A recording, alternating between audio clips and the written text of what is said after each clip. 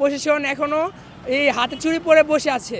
স্বাধীনভাবে ঘোরাফেরা করতেছে, কিন্তু তারপরও প্রশাসন কেন কোনো ব্যবস্থা নিতে পারতেছে না তাদের বিরুদ্ধে? ভাই ছাত্র ভাই হত্যা হয় আমাদের হলে, তাও আবার আমাদের গত ডিসেম্বরের 2025 সালের গত ডিসেম্বরের 6 তারিখ আমাদের ছাত্রাবাসে ছাত্রদলের তেজগাঁও কলেজ ছাত্রদলের এই আহ্বায়ক এবং সদস্য সচিব এবং আহ্বায়ক কমিটির অনেকেই বহিরাগত অনেকেই হামলা করার ফলে এই সাকিব নামের একজন তেজগাঁও কলেজের মেধাবী স্টুডেন্ট মৃত্যুবরণ করেন।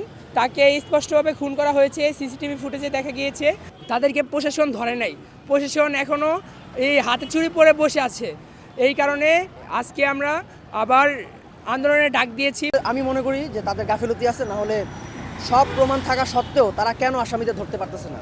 তারা এমন না যে দেশে বাইরে চলে গেছে, তারা দেশে আছে, স্বাধীনভাবে ঘোরাফেরা করতেছে, কিন্তু তারপরও প্রশাসন কেন কোনো ব্যবস্থা নিতে পারতেছে না তাদের বিরুদ্ধে? আমরা একেবারে ইনভেস্টিগেশনে সবেমাত্র একজনকে আটক করেছি। তার কাছ থেকে কথা শুনতে হবে, তার কাছ থেকে রাজনৈতিক পরিচয় থেকে শুরু করে কোনো রাজনৈতিক মোটিভেশন কাজ করেছে কিনা সেটা দেখতে হবে।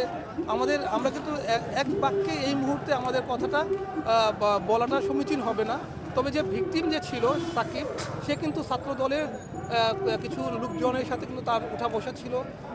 সে ছাত্র দলের একজন সম্পৃক্ত ব্যক্তিদের সাথে তার একটা উঠা বসা ছিল বলে আমাদের কাছে প্রাথমিকভাবে মনে হয়েছে। গত দুদিন ধরে কাজ করছি। কাজ করার ক্ষেত্রে যেটা হয়েছে সেটা হলো যে আমরা এখানকার যারা ছাত্র প্রতিনিধি আছে তাদের সাথে যোগাযোগ করেছি। আপনি জানেন যে কলেজটা বন্ধ ছিল, অনেকেই ছিল না। তো আমরা এই ঘটনার সাথে সিসি ফুটেজ যেগুলো আছে প্রত্যেকটা সিসি ফুটেজ পর্যালোচনা করার চেষ্টা করেছি। এবং এইখানে যেটা হয়েছে যে আমাদের ছাত্র প্রতিনিধি যারা আছেন, এখানে ছাত্ররা যারা আছেন, এই ছাত্রদের সাথেই কিন্তু তাদেরকে চিহ্নিত করার যে কাজটি আছে সেটা কিন্তু করছি।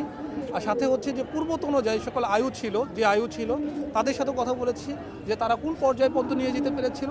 সেই পর্যায়ের পর থেকে আমরা কিন্তু ডিবি কাজ করছি। এখন প্রথম বিষয় যেটা হলো যে মারামারির ঘটনা, এই ঘটনাটায় প্রথমে একটা মামলা রুজু হয়েছে শেরেবাংলানগর থানায়। মামলাটা প্রাইমারিলি হয়েছিল যে একটা জখমের মামলা, আহতর মামলা। তো পরবর্তীতে যেহেতু ভিকটিম মারা গেছে, তো এই কারণে মামলাটা হত্যা মামলা এখন রূপান্তর হয়েছে। আমরা এখন বলতে পারি যে হত্যা মামলা রুজু হয়েছে। তো এটা ছিল একটা অজ্ঞাত মামলা, মানে কোনো আসামি স্পেসিফিক নাম নাই। তো আমরা কিন্তু আমাদের এই স্পেসিফিক নাম না থাকলে অজ্ঞাত নামে মামলা হলে আসামি গ্রেপ্তার করাটা একটু কঠিন, কারণ একদম শতভাগ শিওর না হয়ে কিন্তু অজ্ঞাতনামা মামলা আসামি গ্রেপ্তার করা সাধারণত হয় না।